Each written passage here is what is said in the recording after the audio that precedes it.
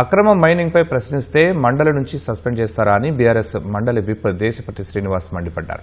అక్రమాలు జరుగుతూ ఉంటే తాము ప్రభుత్వానికి భజన చేయాలని ఎద్దేవా చేశారు. సభ నిబంధనలు ఉల్లంఘించారన్న కారణంతో బీఆర్ఎస్ నేతలను సభ నుంచి సస్పెండ్ చేశారు. ఎమ్మెల్సీలను పోలీసులు బంజారాహిల్స్లోని తెలంగాణ భవన్కు తరలించారు. శాసనసభ వ్యవహారాల మంత్రి సభా సంఘాలకు విలువ లేదంటే ఎలా అని దుయ్యబట్టారు. అక్రమ మైనింగ్పై నిగ్గు తేల్చి మంత్రి పొంగులేటిని బర్తరఫ్ చేసేదాకా బీఆర్ఎస్ వదిలిపెట్టేది లేదని స్పష్టం చేశారు.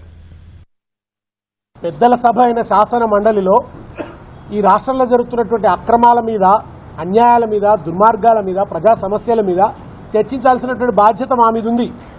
ఇవాళ కంచె చేను వేసినట్టు మంత్రివర్గంలో ఉన్న వ్యక్తి అక్రమ మైనింగ్కు పాల్పడుతూ పట్టపగలు దొరికిపోతే సాంకేతిక ఆధారాలతో సహా శాసనసభలో ఆధారాలను ప్రవేశపెట్టి నిలదీస్తే ఈ ప్రభుత్వం అక్కడ అసెంబ్లీలో శాసనసభ్యులను సస్పెండ్ చేసింది. ఇదేమిటని మేము ఇవాళ మండలిలో ప్రశ్నిస్తే మీరు ప్రశ్నించడానికి వీల్లేదంటున్నారు. అంటే మేము ఏం చేయాలి? అధికార పక్షాన్ని భజన చేయాలా? ఒకవైపు అక్రమాలు నడుస్తుంటే మేము ఇవాళ నిలదీస్తే చాలా దుర్మార్గంగా మా అందరినీ కూడా మార్షల్ స్థిత ఎత్తిపారేయించారు. రాఘవ కన్స్ట్రక్షన్స్ అక్రమ మైనింగ్ మీద విచారణ జరిగేంత వరకు, ఆ మంత్రిని బర్తరఫ్ చేసేంత వరకు మా పోరాటం ఆగదు.